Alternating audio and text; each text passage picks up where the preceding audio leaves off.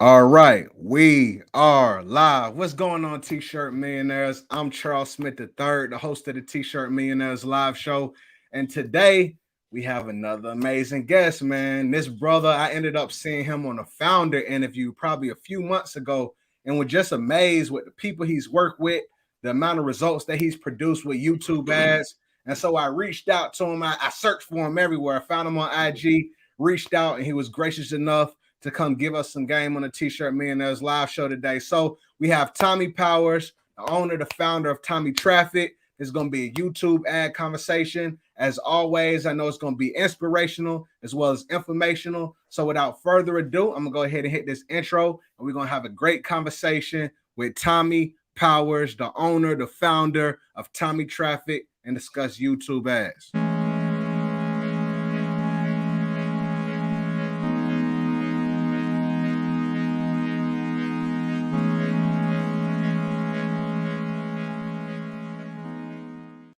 All right, what's going on, T-Shirt Millionaires? I'm Charles Smith III, the host of the T-Shirt Millionaires live show. Tommie, what's going on, my brother? How you doing today, man?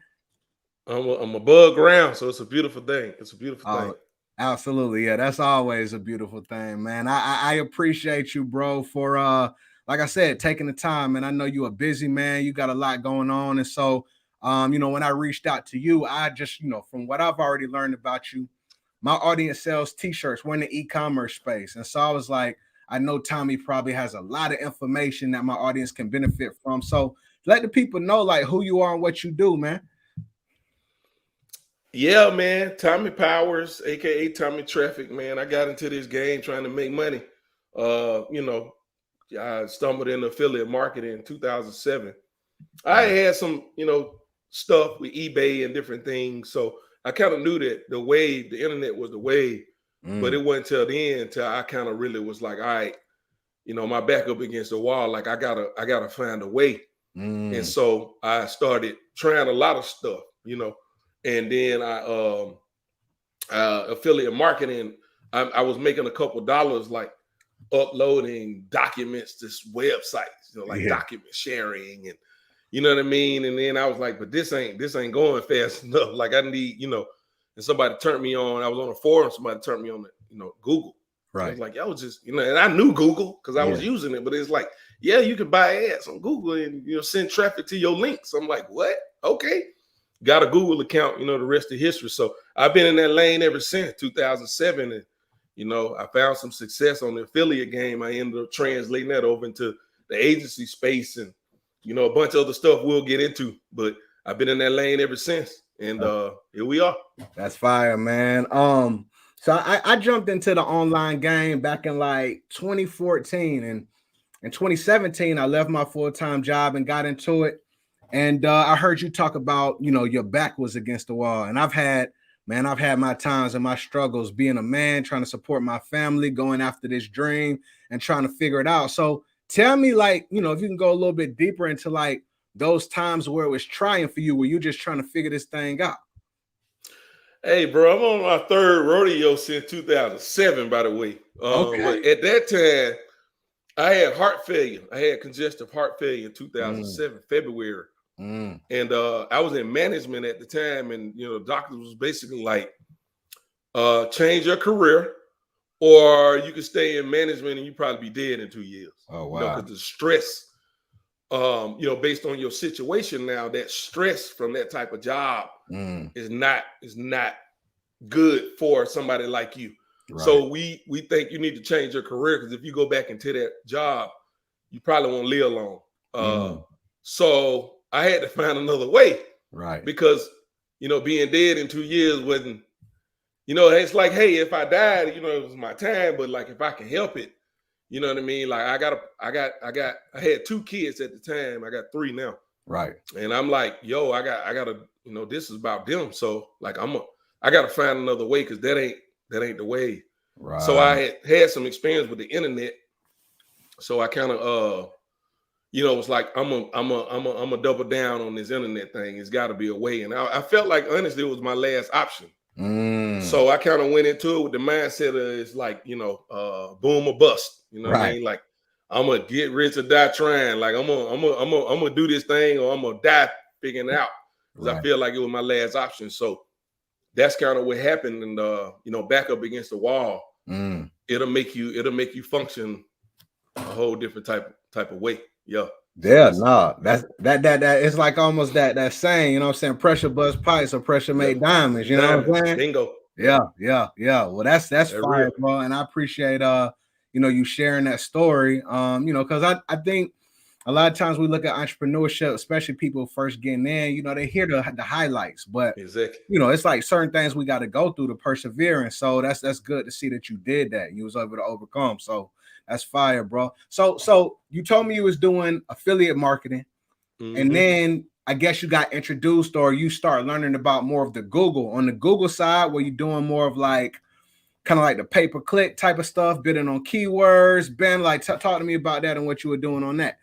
Yeah, I started out with Google Display Network. Back then it was called Google Content Network. Yeah. And basically showing my ads on other people's websites. You know what I mean? So if you ever been on a website and you see ads by Google, right? I was running those type of ads, because the reason I went that route is because when I first got in the game, Google search was the thing that all the people was making money on. And folks was telling me, don't do content network, it don't work. And I was like, in my mind, I'm like, it's either two reasons they saying that they don't know, right, or they're making a killing. Right. So both of those reasons was enough for me. Right. If they don't know, I love a challenge. You know what I mean? So I'm gonna figure it out. Right. But if they know and they just don't want to tell nobody they're making a killing, I'm finna get me some of that. For sure. So that's kind of why I went that route, because a lot of people at that time wasn't doing that. Yeah. And it ended up working out for me. But sure. that's kind of what I was doing. Banner ads, back then, mainly banner ads. Now they have like what they call responsive, which is where you can put images and text, and Google will kind of mix them together and show your ad or whatever. Right. But back then it was mostly like all of your everything was in that image, and then you just upload those banners. Boy, I had some ugly banners, and they converted like crazy too. That's crazy. And it just went bananas, man. Yeah. And at that time, that was all still you were doing affiliate when you talked about those ugly banners and stuff. That's crazy. So tell me, like, from like today, and we'll progress into more of this, but in comparison from now until today, could you still have banners that may not look the best, but they still convert?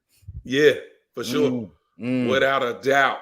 Wow. I mean, if you use a tool like a SEM Rush, which I use, I'm not an affiliate, by the way, but I use it. You can see what other people are running. And if you go and look at, now look, if you building a brand, because I know a lot of you teach, I did kind of do some recon, like you about building brands. So right. I think there's a balance where, brand versus ugly, like you gotta, I see. You know what I mean? Like your brand, you want to represent your brand a certain type of way. There is a line that you got to maybe draw on that. But in the affiliate game, I ain't building no brand. You know what I mean? I'm trying to make more on that click than I paid for it. Right. So I'm willing to do whatever it takes. Right. If I'm building a brand, then I got to be conscious of these other things. Right. Do you feel like today, do you still do affiliate stuff today, or you just do more of the agency? Not really. I mean, I got people that I work with that's into that. One of my clients is he teaches affiliate marketing. We work on some projects and stuff, but that's kind of like part of his program. And he got like a mastermind and all kind of stuff. Right. And he got some dudes doing some crazy numbers, bro. Like, that's really what drew me back into it. Because these dudes, he got people in his mastermind, doing 30 grand a day. Yeah. Oh, wow. So, wow. So I'm like, hey, you know what I mean? Like, I remember them that, I never was doing 30 grand a day back in the day. Probably my best day I ever had maybe like 5 grand. Right. But back then, like, I knew dudes making 30, 50, 100,000 a day. Wow. You know what I mean? Matter of fact, my boy Greg Davis, he got the name Mr. 50K a day because of doing 50,000 in a day. You know what I mean? Crazy, family. Affiliate marketing. You know what I mean? So, and now fast forward to today, and I see there's guys out here that are doing that. When I got introduced to that through, like I said, my client who kind of got this whole mastermind, and he got these guys and they just destroying it. And it's like, yeah, I probably should like reevaluate my life a little bit right there. I mean, I'm doing good, but like 30 grand a day is, it's a different level. So yeah, no, that's different type of money, man. I mean, that's cool to see. I was interested to know if, kind of like the affiliate marketing and the way that it's done, is that still like a thriving, kind of spot in the space? thriving. And for these people, we'll move on, but these people that are doing it, are they building big lists? Are they doing more Google ads? Is it Facebook? Like the types of affiliates, like what's the type of traffic that they're pushing to do that? It's a combination, man. Yeah. Affiliate game really is like, what's your specialty? You know what I'm saying? Like right. There's every kind of traffic you can think of. Is people destroying it with. Right. But it's the thing is, like, if you're really good at Facebook, very rarely will you find a Facebook marketer crushing it on YouTube. Yeah. Or very rarely will you find a YouTube marketer crushing it with native. Right. Or a native advertiser crushing it with search. Right. Or a search advertiser crushing it with an influencer marketing. I'm giving you all of the, you know what I'm saying? Yeah. Like, it's so many versions of blog, SEO. Anyway, there's a way to get traffic online. There's somebody in the affiliate space that masters that. And honestly, I think if you're trying to do a bunch of different versions of that, until you maybe if you're that 30K a day guy, you should probably be looking at diversifying. Maybe not even that big, but if you can get to, where you're making 6 figures a month, you probably should look at diversifying. But until you get to that point, you probably just spinning your wheels, because you got to become a real assassin on that particular thing. You know what I mean? So, that's the challenge I think a lot of people have, and I ran into that, right? Yeah. I got into the agency game because Google shut me down. 2009, end of 2009, I get shut down by Google. Right. I go from like 55, 60,000 a month. I think maybe I made like 55 grand that month to zero. Right. And I can't get my account back. They shut off your lifeline. They shut me down. That was like 90-something% of my income at that time. Right. So I needed to go and do another traffic source. And I was doing that, but I wasn't getting the success with it because I had spent all of my time perfecting the thing that I was doing. And now all of a sudden, and so now I'm bleeding money. Yeah. And then a buddy of mine introduced me to the agency game. He hit me up one day. It was like, I got these dudes that, I want to introduce you to. They want you to run some ads for them. I'm like, why would I run their ads? Yeah. He was like, they're gonna pay you. And I said, they're gonna pay me to run their ads? He was like, yeah, like an agency. Woo. I was like, well, if they paying, holler at your boy. You know what I'm saying? Like, yeah, I need to talk to them if they paying money. Right. And that's how I got in the agency game. I was floored actually, because of like, somebody will pay me to run their ads for them. That's crazy, but. And I started doing the agency game, and that's how I was able to get my money back up. But in the process of that, man, I went bankrupt. Right. Another shut me down. Wow. I went bankrupt. I lost my house. My cars got repoed, all my jewelry, everything, man. I lost everything. Like, we started all the way over. We had to downsize to like 1,200 square foot crib. You know what I'm saying? All that. You know what I mean? Like one car that was paid for. I've been there, get about. I've been there. You know what I'm saying? Yeah. Like, I had to start all over in 2010. I had to start all over. Yeah. Mentally, so why didn't you stop? Why didn't you just go back and get a job and do something else? Like, why you ain't stop going down this path? I did the math. I'm a numbers guy. And I had did this math when I was young. Right. I knew young that one day what I want for my family and my legacy, a job is not going to do that for me. A job is just going to be a stepping stone for me to get to a position where I just never could see. I never saw examples where people was making the kind of money that I knew I wanted to make working for someone, unless you like a CEO of a big, and it's like, come on, man, they ain't giving us them kind of gigs. You know what I mean? Then I wasn't no rapper, and I played ball, but I wasn't serious about it, right? So, you know what I mean? I'm looking at my options, and I'm like, in the business world with a business degree, the kind of money I want to make, I didn't see people looking like me making that kind of money. And if I did, they was few and far in between. It didn't, so it didn't seem as real to me, but entrepreneurship seemed more real to me. That, I could, you know what I mean? So I did that math a long time ago. So, with the setback, I just had to tap back into that and be like, what do I really want? Yeah. I work little odd things off and on and different stuff to kind of make my way back, but I never, jump back into the work. I didn't actually get a job. Last time I had a real job was like 2008 when I really started making some money. I quit that and I ain't had a job since. But I was doing a little different stuff, you know what I mean? Yeah. Throwing newspapers and stuff like Same that. Same here, bro. Same here, dog.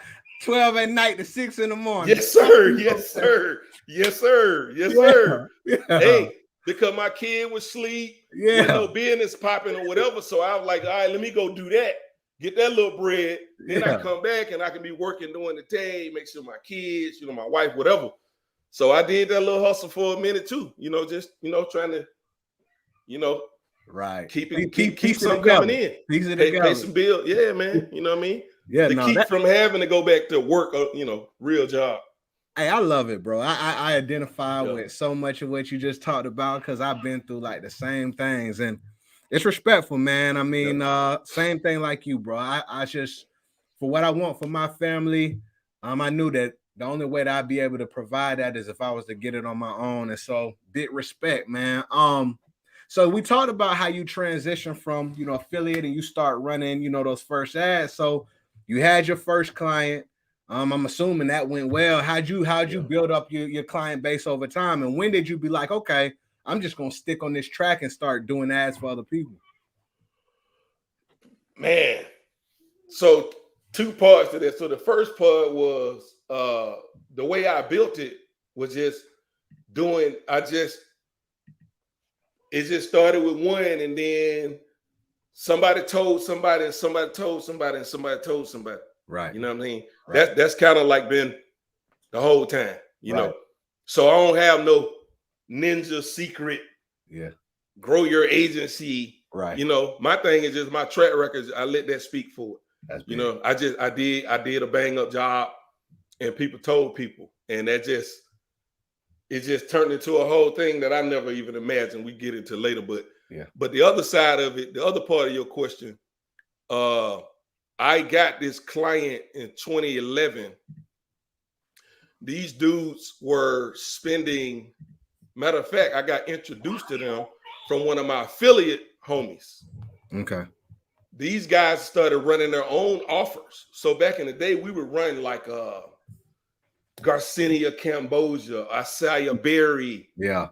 A lot of these like free trial supplement offers back then was crazy big. The FTC ended up cracking down on a lot of that stuff. But like I ain't know none of that. I was green to like negative rebuilds and all of this kind of crazy stuff. Right. But I got introduced to these guys because they were trying to crack the display network, which is Google content. Right. And my boy remembered me, and when he ran across these guys, so these guys come to me, these guys are spending 150, 200,000 a day on all of these other places. Right. They were spending about $5,000 a day on Google display. Right. And they wanted to spend big numbers on Google display, and they couldn't figure it out. So they wanted my help to figure that out. And I took their account from $5,000 a day to 70,000 a day. Good God. And that's when I was like, that at that point, I'm like, I'm gonna sit right here. I just need to find me some more people like them. And then do a better deal. Because they was paying me, I think I was making like $1,500 a week. And you was spending 75 a day. 70,000 a day. 70 grand a day. And they were paying me $1,500 a week. And I was like, I should probably be making more money, Yeah. But I was like, I'm gonna keep doing this. I just need to find me more people like this, like these guys. Right. And I just, and I knew like if I just stick with that for a while, I could build myself back up. So that's kind of why I was like, I ain't getting out this lane. Right. From here on out, this is where I'm sitting right here. Right. That was 2011. Right. So that's big, bro. And a question about that, right? Because I want to get, this is going to be more of a higher level, but I want to get back to the ground floor as well. When you go from 5,000 to 70 a day, the skill, did you have to change your skill? Did you have to upgrade your skill set? Is there a mindset thing that you have to enter as you're looking to scale? Like, talk to me about that growth process of like, I'm gonna take it from 65,000 higher per day? Like, what's the process of that? Bro, it's so crazy because it blew my mind because I didn't do anything special that I already knew. Right. You know what I mean? I had already been spending my own money. You know, I had made as much as $5,000 in a day on my own. You know, I spent my own money before that point of my own money, like $3,000, $4,000 in a day. Maybe I only made $5,000, but I spent $4,000 and put $1,000 in my pocket. Right. I made $5 back, right? So, you know what I mean? I'll take that. Right. But the difference between what I was doing then, it was no different. It wasn't my money. Right. And these guys were really aggressive. Right. So their whole thing was, and this is what blew me away. That's why I was like, I can't understand how y'all don't know how to do this. Right. They gave me $100 CPA on a $7.95 free trial. Oh wow. So yeah. Oh wow. So I had never been exposed to this. Right. You see something? I triggered Siri. My bad. Okay. I never was exposed to that side of the coin. Yeah. So my appetite to figure out how they were able to do that got the best of me on that, because I'm like, if y'all got $100 to get a $7.95, like, y'all don't need me for that. Right. Needless to say, only thing I really did, I didn't really do nothing different. The only thing I really did for them, I just was doing whatever I really was doing. Right. I think maybe my ads were better. I probably had better structure. I had my pixels set up better. It was just like some tweaks that it wasn't. And so that blew me away, because I'm like, this too easy. You know what I mean? Right. But what I understood about that too is, I understood my skill set was less important than their funnel. And that's what got me to understand the funnel side. Yeah. Because I'm like, if I got a funnel like that, right, I really ain't even got to be that great at ads. Right. With that, like, I'm like, this too easy. You know what I mean? It's converting. I'm sure they had a back end, all that. That's what I'm saying. That's why they funnel. That's why they could pay $100. Right. Because they knew for every free trial that they sell, they probably was making, who knows what they were making off of that. But these guys were doing some unscrupulous activity as well. These guys were rushing. This is why I had to leave that deal. And I left because I was going to get them to pay me a whole bunch more money. When I ended up going down that funnel, I learned that they was basically, they called it back then, they called it credit card slamming. And then they had negative option rebilling, which is basically means, or forced continuity, what they call it, which basically means like they're forcing you into a continuity program without your knowledge. Oh, that's and then they would slam your card with upsells even though you didn't accept them. Oh, that's not good. Yeah. So that's how they CPA was so crazy. Right. Because they AOV through the cart at the gate was like $300. Right. And then they getting you in a negative option rebuild, $50 a month. You gotta, like, bro, I had to and I knew these guys had to cancel the card that I used to go through their funnel, because I was like buying their stuff. I ain't want them to know I was going through their funnel, because I knew how they was. Because I was trying to get them to tell me the game, and they, just kept sidestepping. So like, okay, I'm making y'all all of this money, and it's like, okay, well, I'm just gonna go through it myself. So long story short, I had to get out of that deal, because once I went through it, I started understanding, like, all of these charges showing up on my card. I'm getting sent stuff, and I didn't sign up, and I started paying attention, and I started asking some questions. And some buddies of mine who really understood that game was like, yeah, let me tell you what these dudes doing, woo. And I was like, I went to my wife, I was like, we finna be struggling for a minute, because I got to walk away from this bread. Yeah. But this is why. And she was like, I understand. Right. But I learned in that, like, your funnel can help you overcome a lot of, shortcomings on the traffic side. Right. So that's really what I got from that. But the growth on the ad side, I just knew, it just cemented that I knew what I was doing on that. But what I realized, what I didn't know, was this other piece. Right. So I went and started going down that path, because I had the ad game kind of locked down at that point. That's interesting, man. And the reason I asked is interesting because like you talked about earlier, you might have somebody who's good at Google, good at Facebook, good at like these different traffic, sources. And Facebook has always been my bread and butter. But for me, I have gotten to places to where I cap out. Like it gets to a certain amount on Facebook where it's like, man, this ain't working as well anymore. And so it seems like on Google's end, it doesn't seem like maybe that cap is there, or more, or like you said, maybe it's just you got a higher skill set. But you know, there's times where I just kind of capped out on the Facebook end, and like I feel like I'd either need to just lower or get somebody else to maybe take my place and do it. So, you know what I'm saying? I think it ain't no cap on Facebook, by the way. Huh? It ain't no cap on Facebook. Ain't no cap. Yeah. It's your business model is with your cap. Right. You. That's what's creating the cap. Right. Mm. Your customer LTV isn't strong enough for you to swallow that higher CPA. Right. Because the cap is the CPA is setting your cap. The more you can pay, the wider you can reach. Right. But the wider you reach, what's the guy who said the more you Go ahead. My bad. No, you good. Yeah, what's that guy says like the person who can spend the most to acquire a customer wins? Who that? Dan Kennedy, the first person I heard say that. Yeah, Dan. But I think he might have got it from somebody else. Probably Russell Brunson. No. Dan Kennedy way before Russell Brunson, bro. Well, I think Dan Kennedy is one of Russell Brunson. Yeah. Say that again. Oh, you got it from Russell. Got it from Russell Brunson. Oh, you probably got it. No, I'm saying I think Dan Kennedy might have got it from somebody else. Oh, okay. Even though he an old school dude, but he the first dude I heard say it. Right. But yeah, you know, but in order to eat that higher cost, your business model got to be set up such a way where you can make that work, the math work. You know, it's just a math equation. Yeah. To me, all this stuff is just math. Right. So that's what I learned in that experience in 2011. It's like I can tweak the math in my favor to be able to give me that. And now I learned a lot. And so I started studying business models after that. And then that put me in a whole nother level from there. That's good. I think that's cool. I definitely want to dive into that. I know you I've mentioned, I think I heard in one of your previous conversations that, like you said, you're a numbers guy, and that's really all it is. When you're able to tweak the numbers in the equation, you can make it work. When you were doing like those display ads and everything, when did you switch over and start dabbling on the YouTube side? I started on YouTube in 2012. Okay. Not because I wanted to,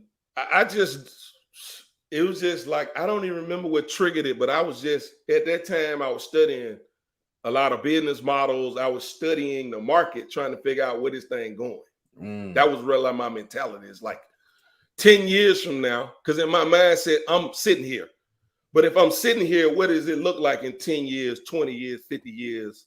You know, and then I remember my boy telling me like 100 Jewish people have like 100-year plan. And that just blew my mind, right? It's like, I ain't thought that far out, right? But I just started thinking out, like, you know, if I'm gonna sit here, what does 10, 20 years look like, you know?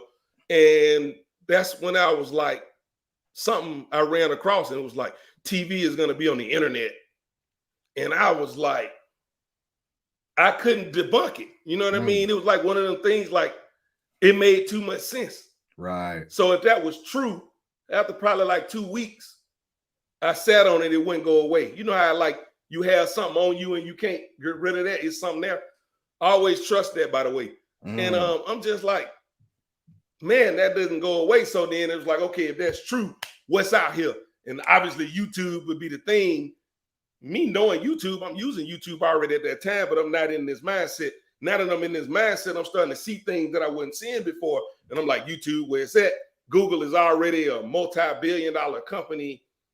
They already at Fortune 500 by that time, publicly traded, all of this stuff.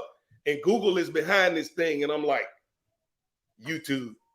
And then I know Google because I've already been spending money on Google. Right. And you need a Google account to be able to run YouTube. It just made too much sense. I was like, man, let me go throw some ads over here. And let me just play around $10 a day, $20 a day, and just see what I can learn. Right. And, you know, by 2014, I had spent $1 million on it. That's when I was like, oh, snap. Right. Like, this is cool. Right. Then I told some people, and they was like, you did what? And then that's kind of when I was like, oh, I'm doing like this. Like, I'm actually doing, you know, because again, 70 grand a day and all of this, like spending $1 million on there wasn't to me. Yeah. At that time, I wasn't impressed by myself doing that because I had done these other things already. But other people was just, people that I respected was blown away by the fact that I had done that. And that's when it made me realize like I was actually owning something with it. And then it just kind of built off of that and, just gone from there. Just been going ever since. Yeah. I love it, man. I love it. So I want to start, getting into, kind of like the tactics of it. So yeah, I guess these days, are you spending a larger percentage maybe on the display, the kind of like Google Ads part, or are you doing more YouTube, or what's like YouTube. Your percentage of platform? I mean, 80-90% is YouTube right now. Is it because it produces way more results? I mean, that, and I've honed my skill set over the years, and I'm known for it. So all of the deals come to me about it, and you know what I mean? It's just like, I'm not hunting a lot of deals, but sometimes stuff come across and it's just like, yeah, I think I want to mess with that. You know what I mean? So, I just get these opportunities. Like you mentioned, Founder. Right. Founder found me. I didn't look for them. You know what I mean? So it's like these opportunities when it comes to YouTube just keep coming my way. And after a while, and just, my life around me started changing, man. Things started changing and stuff. And I'm just kind of like, That's a I might not want to, just, I ought to, you know what I mean? Because the more I got further in the YouTube lane, it just seemed like things was just progressing. So I just kind of just was like, you know what? I'm just going to sit over here in the lane. I mean, it just feel right. It's happening right.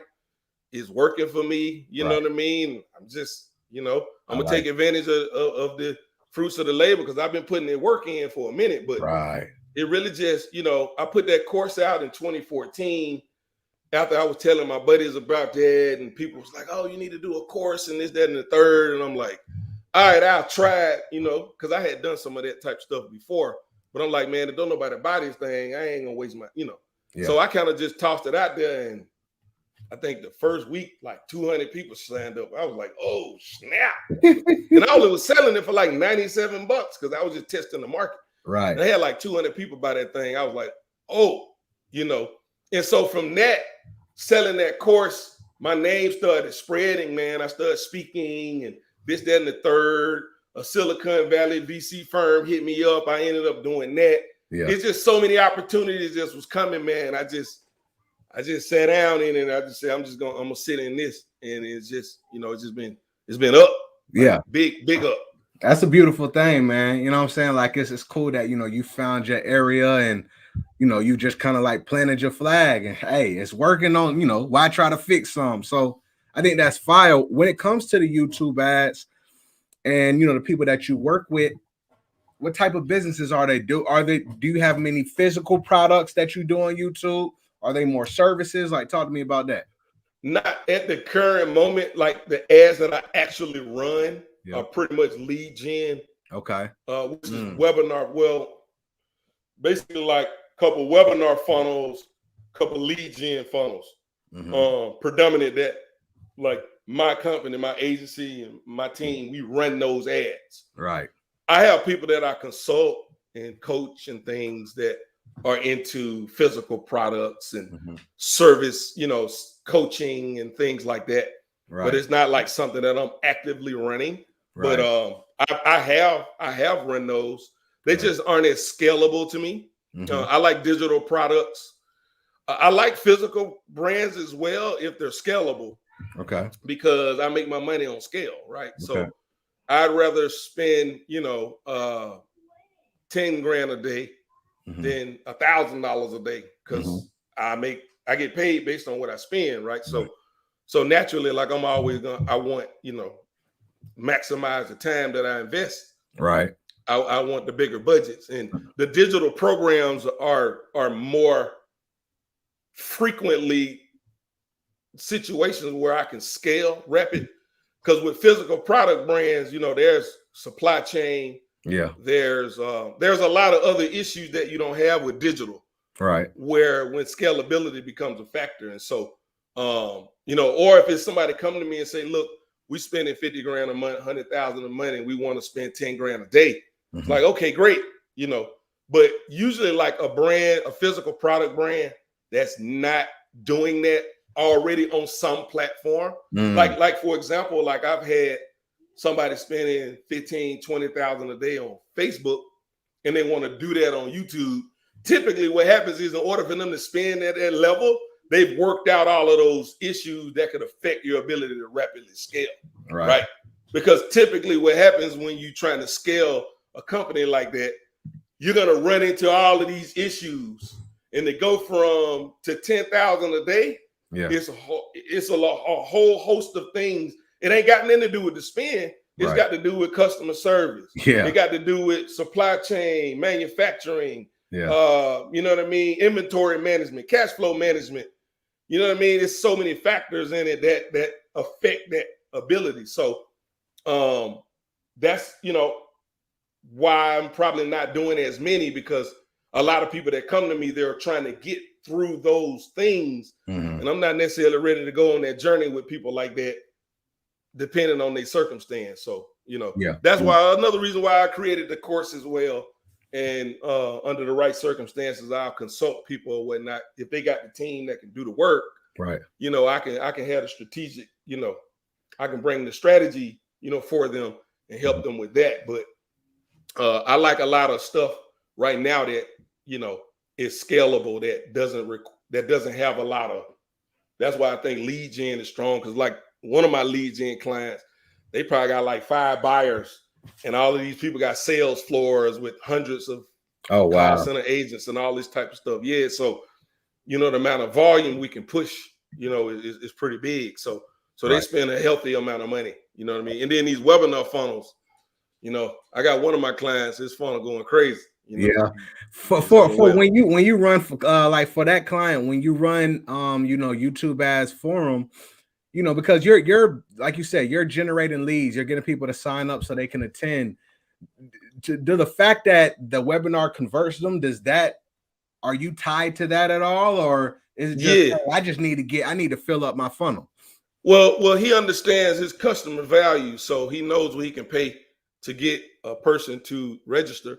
He knows what he can pay to get somebody to buy what he's selling on the webinar, because he got a back end. So he ain't making money on the webinar itself. He's making money. He's making all his money on the back end. So I understand his business model. He understands his numbers. I understand his numbers. And then our decision about what's good and what's not is based on, you know, his model, his business model, and what creates a healthy business for him based on what we're doing. You know what I mean? So, you know, but he got a healthy number, right? Because if all he was selling was the thing on the webinar, we wouldn't be spending the money we spending. Understood. You know, it wouldn't work. Right. You know what I mean? Not at the level that we're spending, right? I mean, it could probably work if he was spending a couple $100 a day or something, but you know, when you start talking 5 figures per day, what we spending, like, you ain't got no back end. It's really hard to do that and be profitable. You know? Absolutely. Totally get that. That makes a lot of sense. So talk to me about YouTube. So I'm one of those people, man. I've got on YouTube and I've failed miserably, man. I haven't had it work at all. But when it comes down to the type of video, or even just before we even get into type of video, the type of ads that you can run. So I've seen ads to where you're watching a video and then there's an ad that pops up and you can hit skip ad. I've seen on the side of the video where you have ads on the side. So tell me about the different variation of ads and kind of like which ones do really well. I mean, they all work well. It's just depending on what you're running. If your funnel is strong, if leads is very important, because you got a strong follow-up game. I recommend driving them into, you know, I recommend in stream. I mean, probably 80% of what we're running right now is, you know, the ad pop up, you got to skip it. You know what I'm saying? That was a time when it was the opposite of that, where they call it video discovery ads now. Back in the day, they called them in display. Sometimes I get the names mixed up because they changed the names. I've been at this so long. Like, that was a time where video discovery ads were called in display ads. Right. And so the first time I really crushed it on YouTube was that type of ad unit. But what we were doing is I was working with a lot of people who were either selling supplements. As you can see, I did a lot in the supplement space, or people selling products information products who are using video sales letters. So what I would do is I'll upload the whole video sales letter onto YouTube, and I buy a discovery ad. Back then they called it in display. But when somebody clicked that, it take them to that VSL right there on YouTube. But back then, the reason that strategy worked so great, and that strategy still works, but it worked like gangbusters back then because they had something called external link annotations. And what that would allow you to do is put a link right inside of your video at any point you want for as long as you want. So it's almost like if you ever been to a video sales letter page and you watching it, and then 10 minutes later, a button pop up under the bottom of the screen. Like people do that for a reason because it's a proven converting psychological thing, right? That same psychology I was able to integrate into the YouTube platform. And man, that junk went crazy, you know. And then YouTube took that away. And then they switched it and changed it. And so then we ended up moving to the in-stream ads. And then those got better when they introduced this True View for Action. Which a new name, they're calling them video action campaigns. So this stuff is changing, but in essence, it's more like the Facebook algorithm working in your favor, where now I can bid based on a cost per action, or I can have the system maximize conversions for me, meaning my bid strategy could be, if I set it to maximize conversions, give me as many conversions as possible for my budget, right? Or I can have a budget and I can say, I want to pay X amount for this action. So let's say a webinar, I want to pay, $5 or $10, or for a t-shirt, for everybody that buy a shirt, I want to pay $20. And so the system will go and try to deliver that for you if they can do that. And that was like 2017 probably. Man, when that came out, it's just my ads just went crazy. So that's kind of why I'm still kind of on that. Now it's switching to video action. There's some other changes that are going to be coming, but predominantly right now, that's the primary reason why I run a lot of in-stream ads, because I get to use the target CPA and the maximize conversion bid strategy, where I forget what it's called.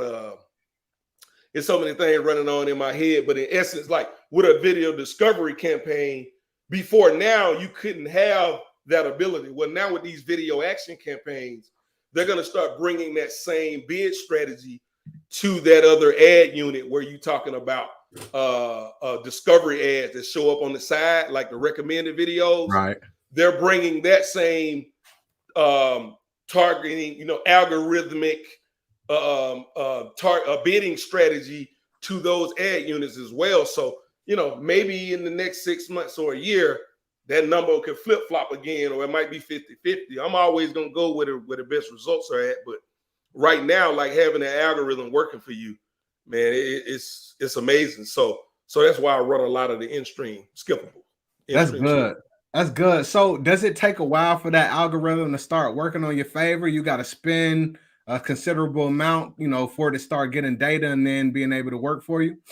Yeah, I think it's I think that's a lot of people's challenge is they're not able to get enough conversions to get the system working for them. You know what I mean? Because, and then the other part of it too is like you can have terrible hang on for a second. No, you good, bro. You good. Hey, that's good stuff, everybody. I'm loving the conversation. YouTube, I think, is a powerful platform. And it's something that, like I said, I've never cracked. And so just being able to understand some of these things from Tommie is valuable. But yeah, go ahead, my brother. No, so I was saying, like, you can also like contaminate your pixel. Okay. So what a lot of times some people will do, and I've done this before, and I've done it and tested it enough to know to not do this. Yeah. You can have a lower tier pixel. Let's say, for example, you selling t-shirts. Maybe you got $80 t-shirts, and then you got $10 t-shirts. Right. So what some people will do is they'll say $10 t-shirt would be the primary conversion action that they will want to build the algorithm up on. Because you don't have to spend as much money to get the $10 conversions because of the price point. You can get a lot of them a lot quicker to get the algorithm smart. Then they'll try to switch it and try to use that same pixel conversion action now that is built up. They want the algorithm to go find them $50 shirt buyers or hoodie buyers. Guess what? It ain't gonna work like that. You know what I mean? Now you've contaminated your pixel, you know. So but I think that's where a lot of people go wrong in, man. They don't spend enough to get enough conversions. And I get that, like your budget is small, you know, you got to work with that. That's why I like placements. That's why I like video and channel placements, because you can, you know, these aren't scalable, but they're very effective, like, because it's super targeted traffic. You know what I mean? So if you really know your audience well and you have a good message, you can really dial in and speak specifically to a group of people around, like you got that shirt on Raising Royalty, you know, Black Father, right? So you can go find Black Father content that is likely to maybe want to buy like that type of merch and be able to target specifically those. And maybe you're only going to spend $100 a day, but you might can make 3 times your money back. You know, on that. Right now, you won't spend $1,000 a day, or you know, maybe on that, or $5,000 a day, and then, but like that's usually like where you can like just got to be really dialed in on your targeting in order to reach a very specific person, so that you can have a small budget and still build that algorithm off of that. You just try to find the lowest hanging fruit possible, because you do, until you can really get that algorithm working in your favor, you're not going to probably spend 10 grand a day and be profitable. Like, it's just, you know, right. It's going to be hard to do. Well, no, I think that's good. And let's kind of talk a little further about that, right? You talked about placements, right? And I think I've seen on YouTube to where you can maybe find YouTube channels that might be related to it, or you might be able to find videos that are related. When you talk about placements, are you talking about those type of things? Video placements and channel placements. So video placements are very specific videos, like an actual URL to a specific video. And then you just go find as many of those as you can. You can put them in a campaign, and then you'll basically tell the system, only show my ad to people who watch these specific videos, right? Or only show my ad to people who watch content on this specific channel. Right. So that's what a placement is. Got it. No, that's really good. So everybody that's watching right now, that's something that you could utilize. You get into the YouTube ads, open up the Google account, start finding placements, look for content related to your niche. If it's Black fatherhood, if it's about soccer, if it's about baking, right? You know, start trying to find some of those channels and videos, and then boom, your ad will show up then. I've seen something too, else, Tommie, to where websites. Tell me about websites. So I've seen like, I guess maybe you can type in websites that people, or terms that people searched on Google, maybe websites that they visited.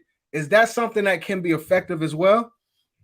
I mean, I've not allowed my ads to YouTube ads to run when somebody's on a website. Okay. But now Google has something called responsive video ads. Right. And now you cannot, with these types of ads, as we speak at the current time, as we're speaking now, you cannot opt out of websites. So, you know, you gotta kind of take it. Right. And so their theory, and they say, is like, basically it's like, give us more freedom to find the conversions for you. Kind of way they frame it. But it's really like, we just want to be able to fill this inventory, in my opinion. Right. You taking that away from me, but but the algorithm is smart. Yeah. So if your pixel is strong, then it's gonna work in your favor. But for somebody starting out and trying to get there, I ain't no fan of that. Yeah, you know, they'll probably spin in places that just aren't as effective. Exactly. Yeah. You know? All right. No, that makes a lot of sense. So when it comes down to like the videos, I'll see on Google, YouTube, and a lot of times, you know, the videos start people popping up to, you know what I'm saying, get the attention of the viewer. Hey, I'm hood, you know what I'm saying? You know, it's different things, but tell me kind of like the structure and the format of an effective like video ad on YouTube. Real simple: hook, message, call to action. Right. And I'm talking about in-stream skippable, by the way. Yeah. Because discovery is a whole other conversation, right? We'd have to go on a whole other tangent. Right. Hook, message, call to action. And like your hook, that's, you know, you got 5 seconds. They hovering over the skip button, you know. So what are you going to say to them that's going to get them to pay attention? Now, I'm not a fan of people who do the gimmicky stuff. You know, where it's like, hey, stop before you da-da-da-da-da. And it's like, people don't really tune in to that. I got enough data to know like that ain't where it is. It's really about, you know, like in your instance, let's say you pushing your t-shirt course, or I don't know what you advertising, but let's assume, I know you got a course, and right. You got a community. You got a community as well, right? T-shirt, yeah. You got a community as well, right? I got a community, yeah. Yeah, but it's like, you know, it's like you want to be relevant to the viewer, and you want to get their attention as well. So yeah, so if, for example, if you're using that t-shirt, you know, it'd be something like, you know, I probably would need some time to think about this. It's probably ain't gonna come out good, but yeah. I'll give it a shot.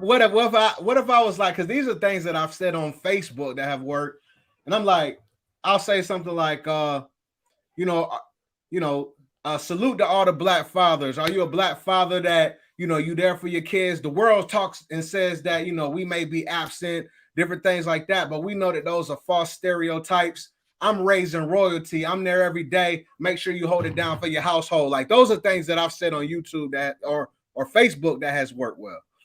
So what I would flip that and say, I would probably start with the stereotype part, because that's a big one. Being a Black father, I think one of the biggest things we get typecast and stereotyped about, you know, and there's statistics to prove that Black men are more involved in their children's life than every other race, by the way. I've seen them. I've seen them all. So I'm going to lean into that, and I'm going to come with that stereotype. I'm going to lead with that stereotype of like, here's a stereotype, you know, as a Black father that is false, right? Because that's going to grab me because I know what it is, and all these Black daddies I'm around know it too. For sure. My daughter's dance. So we got at the dance studio, it's 40, 50 girls, right? All of them Black. Wow. Guess what? It's 99% daddies, bro, be there. Right. Prop dads, we be building props and all of this. Bro, when we pull up at these joints, they be looking like, yo, that, you know what I mean? Like Black daddies, man, Black fathers and their kids, bro. Like, anyway, so I'm around a lot of Black men with kids that like we know what their stereotype is. So for you to attract somebody like me to lead with something like that, I'm gonna tune into that because I know what you know. I know you know what you're talking about. So I would just, to me, it would be more about that hook. You really want to speak to the person you're trying to reach. You really need to figure out, what can I say in 5 seconds that's really gonna capture the attention of someone that I really want to talk to. And that's important. And that's where market research comes in. Because if you don't know that, you need to go do some digging and some research to figure out what that ought to be. But in your example, that's how I would flip that. I would lead with the stereotype. I would talk about the stereotype. And then my call to action would be about buying this shirt, because of the reason why I created this shirt is because of this stereotype. And I want to let people know that I'm raising royalty, whatever, right? And that's why I created this. And now I want to introduce you to it, and, you know, go check out what I'm doing or whatever your call to action, you know, click the link, go to my website, you know, cop one of the shirts. When you get the shirt, take a picture and post it or send it to me, you know, blah, blah, blah, or something like that, right? And then boom, there you go.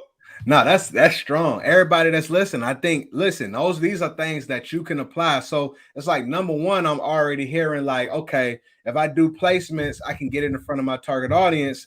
Now I have something that I'm able to capture my target audience's attention. I'm giving them a message that's drawing them in further, and then giving them a call to action to go to my website, and boom, boom, boom. I got a nice formula about how to set this ad up and how to get in front of my target audience. Because I think a lot of the times, a lot of people I work with, they may have great brands, but they have no idea how to get in front of their target audience. And then for the ones who do know, sometimes their messaging is just off. So I think that's really cool, bro. Tell me this. When it comes down to the time frame of the video, I know we want to get their attention like within the first 5 seconds, but should this video be 15 seconds, 30 seconds, a minute, as long as possible? Like, talk to me about that. I get that question so much. Yeah. I just had an aha moment, though. I think I'm going to change call to action to compelling action. Hey, I'm with it. because what a lot of people do is they'll give a call to action, but it's not compelling enough. Right? That's big. So like a compelling action would be to go to my website, cop a shirt, take a picture, and post it in the group, in the Facebook group that we're going to invite you to. That's big. Whatever it is, right? Because you got to you get what I'm saying? Yeah. Now I have a compelling, or send me a picture of you and your daughter together. Yeah. Because I got. Anyway, compelling action, I'm with you, bro. I'm tracking with you, bro. That just kind of came to me, so I wanted to give y'all that. But I look, like that. I get that question all the time, right? How long? You know what I mean? How long your video ought to be? Right. And most people don't never like my answer. It's like as long as it need to be. You know what I mean? However, there is data. I have data to support. Like it depends on the action that you're wanting them to take. Right. So if you selling, let's say, I don't know, you pushing that hoodie, let's say it's $50. Right. I don't think it takes 10 minutes to sell a $50 shirt. Right. You know what I mean? Right. Now, if you're driving them to something, let's say it costs $300 or $500, then you probably gonna need multiple conversations. So one video ain't gonna nail it. You probably gonna need a sequence of videos. Right. That's why with webinar funnels work so well. I'm not selling the product in the webinar. I'm selling them on registering for the webinar. Right. So my whole video message is the merits of why you need to register for this thing. Not trying to make them buy the product in the ad. You know what I mean? So it's all about what are you trying to get them accomplished. So the bigger the X, the more message that you need. It's sales 101, right? You bought a car, you bought a house. Remember the sales process that you went through, right? And then there's a whole language around selling. It's seven messages to get a sale or something like that. Right. I don't know if that's true, but what I do know, the data tells me the bigger the X, the more conversation you got to have with them. So that makes sense. And you don't always have to make it in one video either. You know what I mean? So it really depends on your strategy. But, on some t-shirt, if you're doing more than 2-3 minutes, you're probably doing too much. Probably, if I had to guess. But look, that's also why you test. Because maybe you can make it 30 seconds. Yeah. Maybe it need to be 5 minutes. You know what I'm saying? I could be completely wrong. But just based on the data that I have, the guide is always how big is my X. Right. So the bigger my X, the more conversation I got to have. And I kind of use that as a guiding point. But, most ads, are probably going to fall within the 1 to 3 minute range. Okay. For the most part. That's good. People always want to bag me in a corner and give them a number. Yeah. I get you. Now. I feel you. I hear you loud and clear. I get some of the same different type of questions on the Facebook side. So I know what it is. Tell me this on the testing part, right? So, because I can see you could maybe have a video, different variations of things you say, different time lengths, whatever it is. Should you put like those different variations in just one campaign, or should you have different campaigns and just put their own budgets on each of those campaigns? That's a great question. And it's really no exact science to it, right? Yeah. Because what I do is I'll put multiple ads in the same campaign. Right. But I probably testing with 500 a day. Yeah. So that I can learn. My learning process is really fast. Yeah. But if I'm having $10 a day, I probably got to split them joints out. Yeah. Because at $10 a day, I really ain't gonna know which video really working. Right. It's gonna take a while. I mean, you could probably get some indication early on, but like, at that level, I'm probably separating them by campaign, just because I know like the way the algorithm works, it's always going to favor the one that it likes, even if it ain't the one that make you the most money. Right. Because I'm money in, money out. I'm not always let the algorithm serve up the one they like the most. You're going to serve the one that's going to make me the most money, right? Sure. Yeah. So I might have 3 of them in there. One of them might be outperforming in terms of the algorithm, the CPM. I actually just uploaded a video to my channel about this. I had made a video for one of my team members. Yeah. And I took that video and blurred the stuff out. But like I uploaded that because I was trying to explain to him, like, the view rate could be the best, the click-through rate the best, the cost per click the lowest. But this other ad got the low view rate, the higher click-through, the lower click-through rate, the higher cost per click. We making way more money on this. So I'm going to shut off the other ones that aren't making me money. Well, I usually don't shut no ad off that's making me money. Right. But I'll shut off an ad that's not making me no money. It's got to go. Right. Because that's what I'm looking at, right? But the algorithm will serve your ad not based on that. It's view rate and click-through rate and those metrics, because they selling on a CPM basis. They make their money based on cost per 1,000 impressions. That's how all ad platforms work. The whole media and advertising industry works off of. They make their money on CPM. So you have to understand how they make their money. Yeah. So for them, they always want to serve the ad with a better view rate and these other metrics. But in reality, that doesn't mean it's making you the most money. So the point that I'm making is the bigger your budget, the more you can probably, the faster you're going to learn. So you can kind of do some things differently. With a small budget, I'm probably going to split them out. That's not what I do.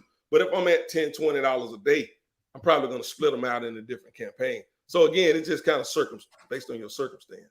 Understood. That makes a lot of sense. So tell me about video production. I think I heard you talk about in your views on this on Founder, right? And so, can we pull out our phone? Can we pull out this phone and do good? Or do we gotta have high production? We gotta have great camera, great lights. Talk to us about that. 1,000% you can pull out your phone. I recommend, even with clients, I got clients spending multiple $100,000 a month. You know what I mean? I got one almost spending 7 figures a month. Right. Listen, you don't go and drop $5,000, $10,000, $20,000 on a video until you know your message hit. Now, are we investing heavily in creative? Absolutely. Right. But not until we tested the message. Right. And really the cheapest, easiest thing you can do is pull your phone out, say something, and test that. Right. When you get a message that hit, when you know like your hook, because the other thing too is like sometimes your message can be good and your hook can be weak and people never even get your message. Right. Sometimes your hook can be strong and your message can be weak, so your video don't even convert. Right? Yeah. So you want to go through the iteration of nailing the message before you go investing all of this extra money. And I see people do this all the time. They'll go drop 10, 20, 50 bands on a video. Right. And they don't even know if the message is going to hit. That's ridiculous. I don't recommend. I don't care how big your pocket is. I don't recommend people do that. Now, some people are going to do that. I've told people not to do that, and they did it anyway because in their mind, they feel like for their brand and this and that. And it's like, okay, great. Right. You're not going to listen to what I got to say. We wasting our time. You know what I mean? Like, I could take your money, but if you're not going to do what I'm saying, I don't want your money. You know what I mean? I'd rather take your money and then you do what I say so you can tell somebody else, I gave him a whole bunch of money and this went crazy. And, that's how my thing goes. People brag on other people, right? Right. So, but that's really what you should do, man. You should really try to nail the message. It's really in your favor to be as cheap as possible of creating a message and getting that message out there. Wow. You know what I mean? Right. Like I recommend you just make it simple. Pull out your phone, you know what I mean? Or whatever. If you got some editing skills, you can hire a voiceover person and put some visuals on it or whatever. Like I done had videos as simple as a voiceover and a ugly PowerPoint presentation with the words changing on the screen, one sentence at a time. Right. That cost, I edited the video and I paid the voiceover dude like $80. Right.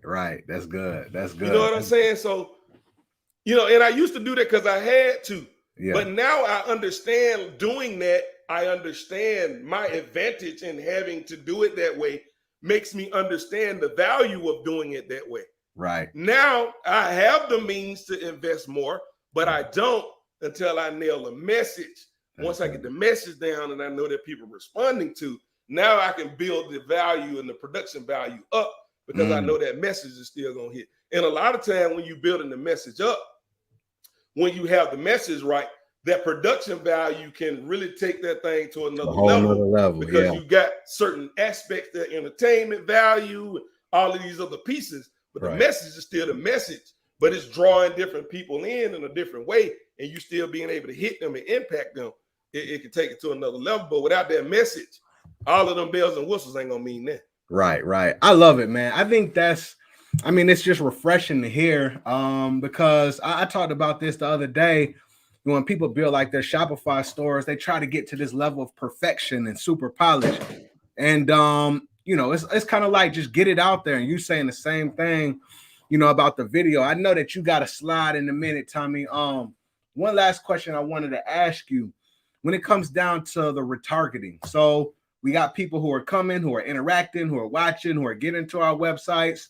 But if they don't take the action that we want them to take, does YouTube provide a way for us to retarget and get back in front of them? 1000%. There's a lot of ways to do it based on the view. You can do it based on somebody hitting your website, a particular page on your website. They watched a specific video. Anybody that watched the video on your channel, it's like there's a whole thing with that. But absolutely, and you absolutely should be doing retargeting, especially, depending on your brand. Like, one of the biggest things that work well for us is objection handling, right? Like sales, right? Yeah. It's like, why aren't people buying from you? And once you know, like the number one reason, that's your ad and your retargeting ad. And what I see a lot of people mess up on retargeting, particularly with video, is actually it's more annoying, I've heard, with video than it is, banner ads and stuff.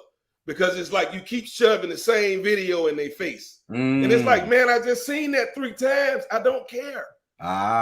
Yeah. Right? Yeah. So, it's like having the message where you're having a conversation.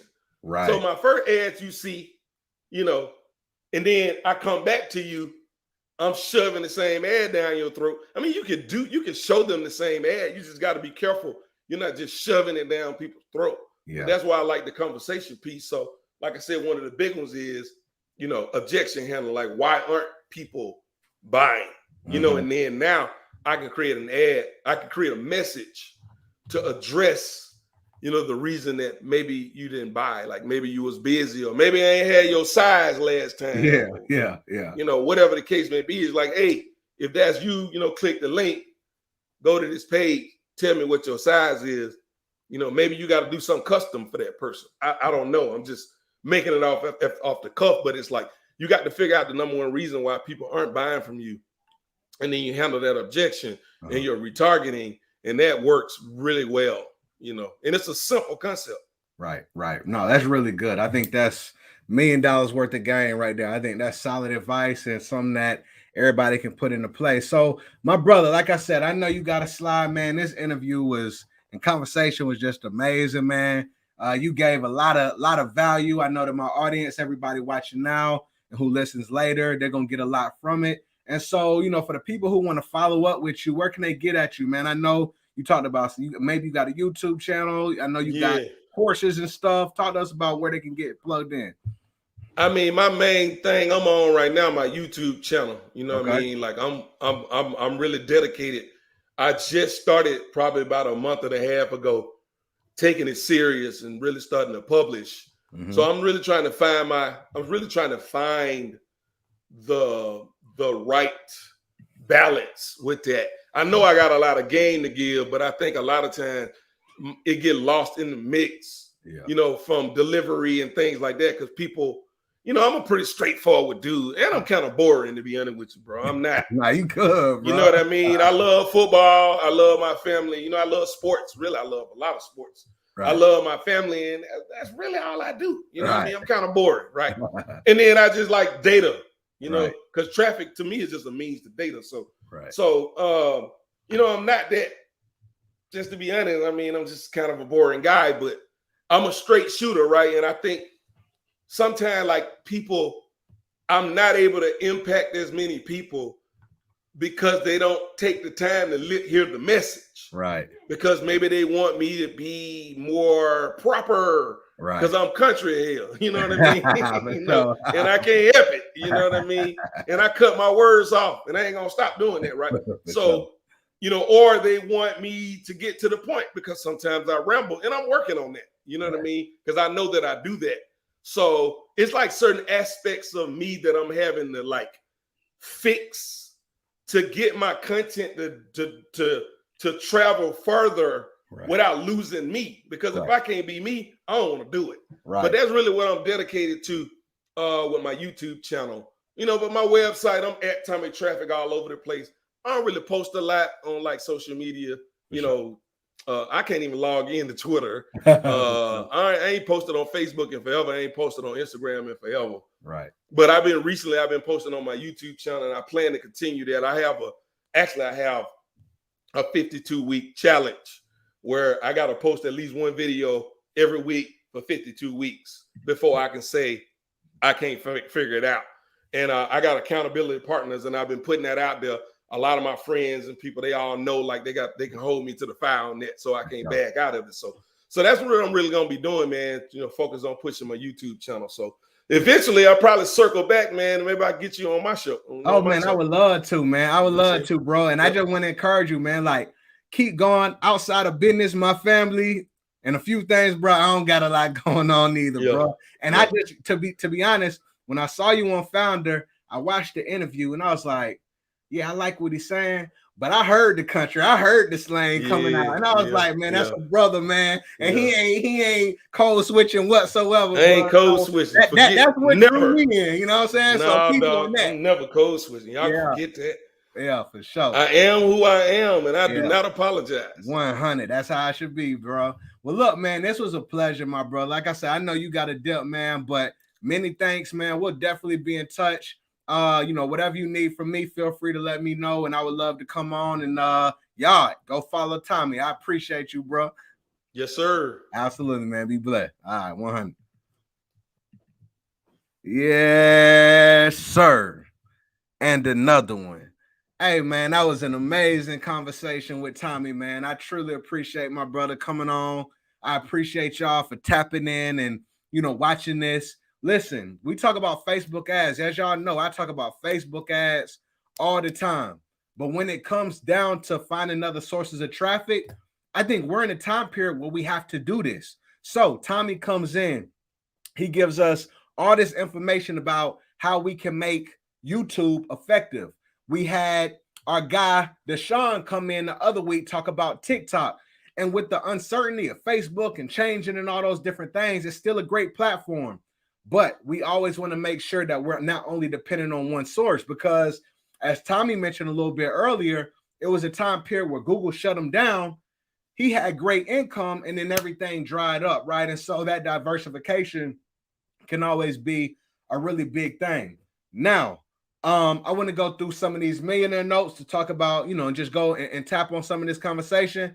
And then let's just, you know, walk back through it. Number one, Tommie said he started off with affiliate marketing. One thing about affiliate marketing, if you've never done it, you know, it's a way for you to be able to suggest other products that are already being sold in the marketplace and you get a commission.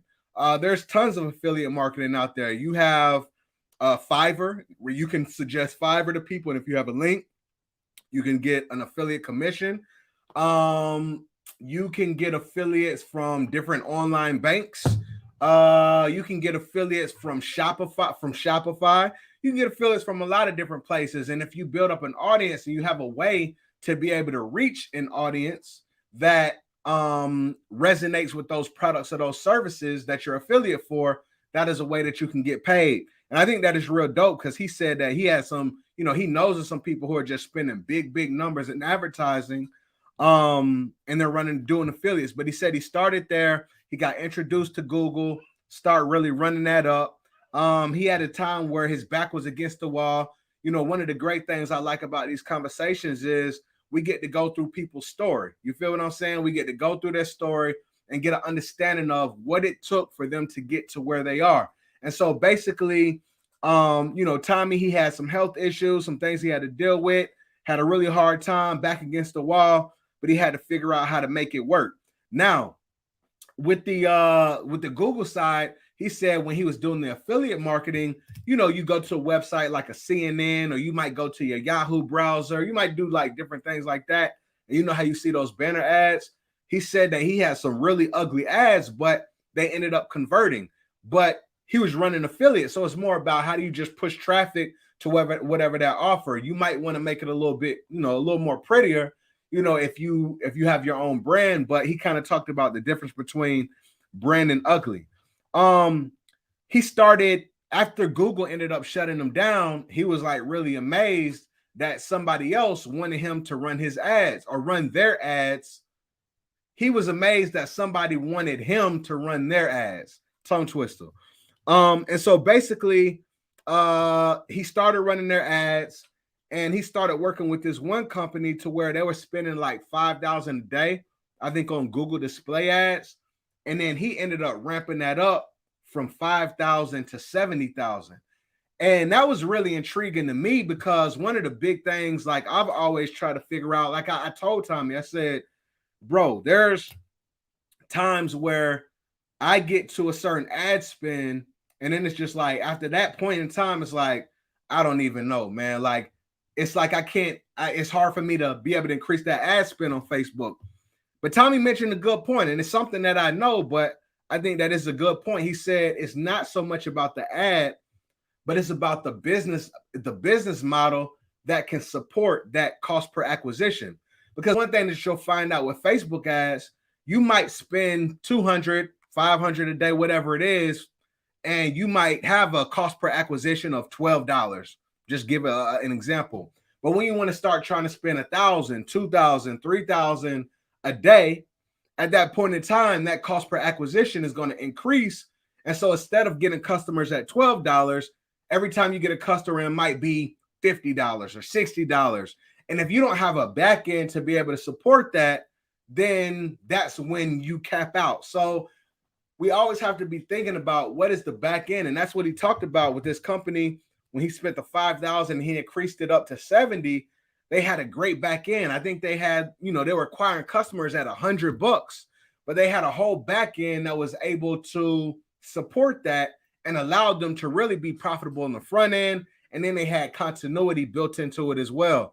Now, some of the tactics that they were using to be able to do these things with their funnel wasn't, it didn't seem like it was ethical. And so Tommie said he had to leave and they had to adjust, but that really gave him vision about what really works and what you can do when you understand the numbers in your business. Tommie also said that he started doing YouTube around 2012, and now he does pretty much 90% YouTube. Now, when it comes down to finding your target audience, because we can have a great product, we can have a great shirt, but first we have to figure out how to get in front of our audience.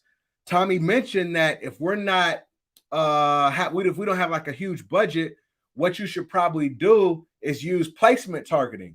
So what happens with placement targeting is you can find YouTube channels, you can find YouTube videos that are related to your niche. So same thing, Black fatherhood. If I ended up finding a channel where they talked about Black fatherhood and Black family, if I found videos that talked about the same topic, what I could do is I could use those placements. Whenever somebody watches those type of videos or that channel, my ads are going to pop up, and then I hit them with my video. And that's a way that I can easily be able to find my target audience.